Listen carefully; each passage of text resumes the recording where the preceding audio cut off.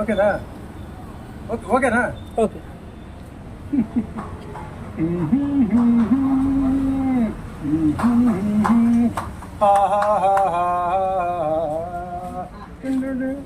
ತುತ್ತು ಅನ್ನ ತಿನ್ನೋಕೆ, ಬೊಗಸಿ ನೀರು ಕುಡಿಯೋಕೆ, ತುಂಡು ಬಟ್ಟೆ ಸಾಕು ನನ್ನ ಮಾನ ಮುಚ್ಚೋಕೆ, ಅಂಗೈಯಗಲ ಜಾಗ ಸಾಕು ಹಾಯಾಗಿರೋಕೆ, ಹಾಯಾಗಿರೋಕೆ. ತುತ್ತು ಅನ್ನ ತಿನ್ನೋಕೆ, ಬೊಗಸಿ ನೀರು ಕುಡಿಯೋಕೆ.